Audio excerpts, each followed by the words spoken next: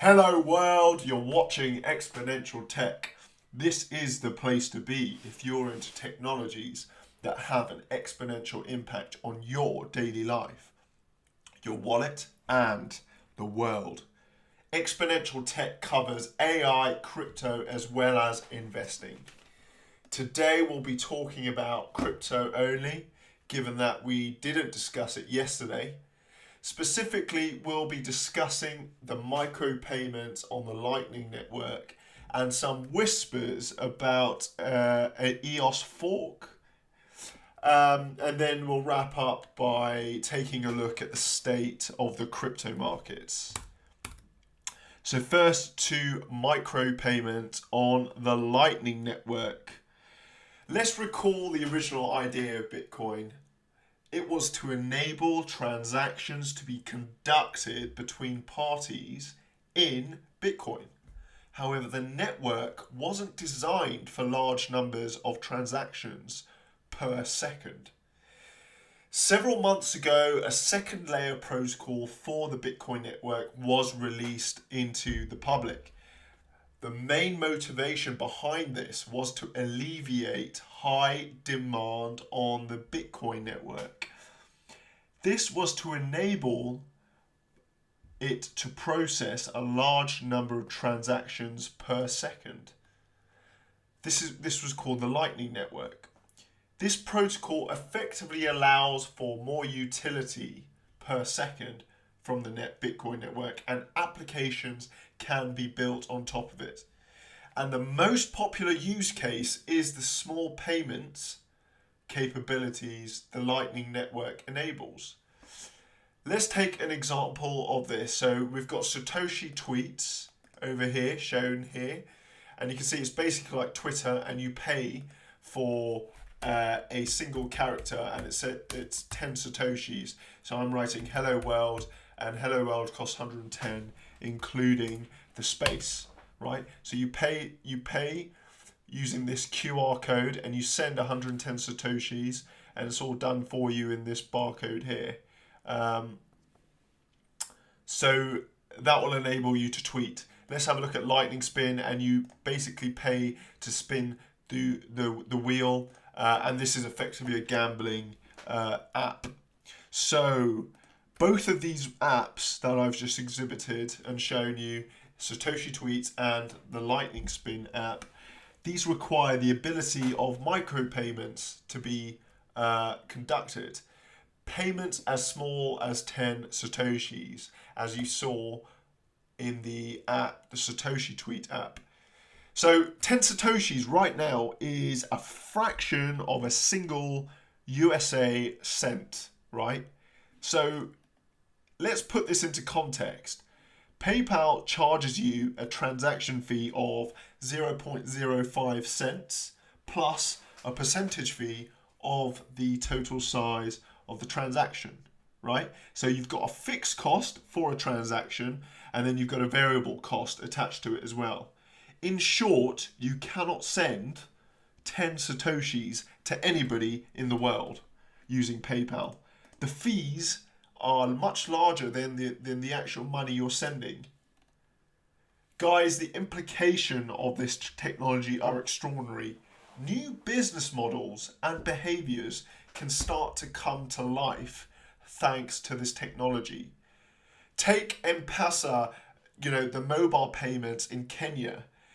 People without banking infrastructure were able to conduct business, conduct transactions on this Lightning Network, and it made the economy in Kenya more vibrant. I believe this technology, that is the Lightning Network, will have the same kind of effects, but injected with steroids. Take the Lightning Spin app that we just looked at. Though I don't condone gambling, gambling is a more profitable business when you reduce the size of the minimum transaction size. Okay, so this capability will enable us to purchase, perhaps tiny bits of data, computer bits, that is. This has massive implications for AI. This technology has the potential to turn the conventional money system upside down. Hit the subscribe button now so you are kept up to date on developments around the Lightning Network.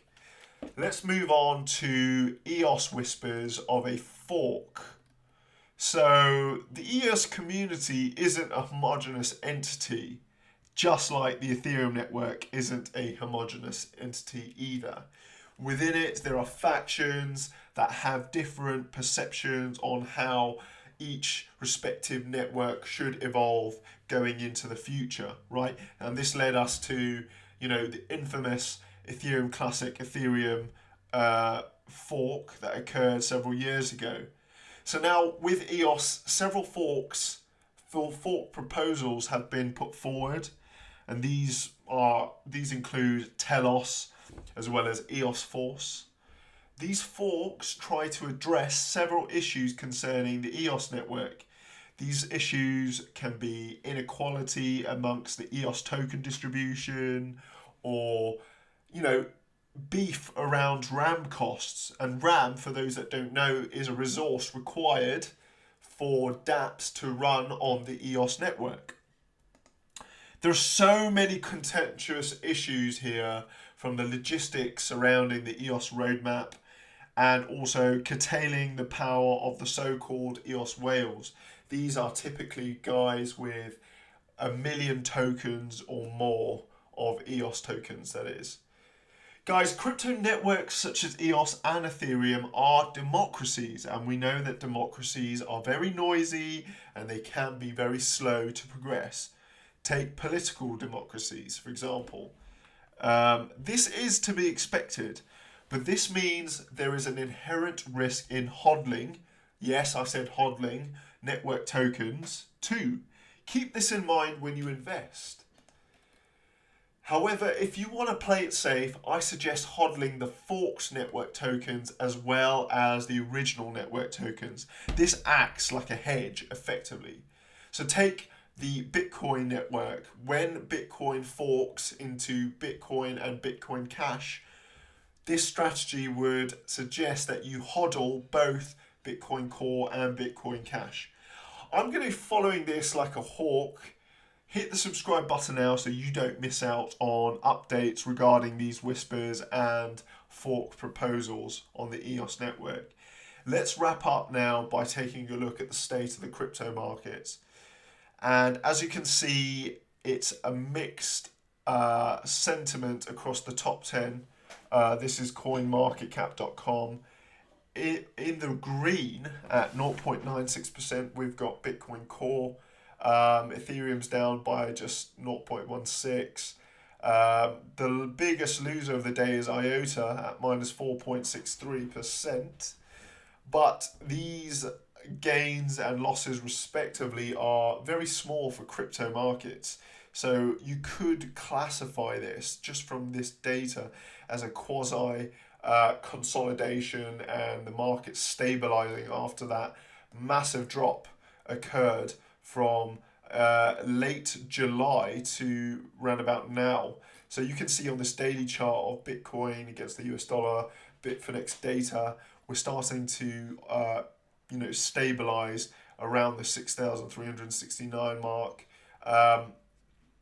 I would suggest that we'll continue to do so, because for a week at least, for the rest of the week, given that this is a strong support line, and I think it's strong because you can see the price here retraced and bounced, and then it had a massive surge. So that's why I think this is a strong support line, and it's very unlikely we'll retest these lows, but anything's possible in the crypto markets, especially if there is significant fundamental news that comes out that is negative towards crypto markets. Let's take a quick look at Ether. Ether is starting to also stabilize. We've got 3 days of similar price action from the 8th of August. But here you can see we've hit and retested this low as we suggested several weeks ago, and that was based on the hypothesis.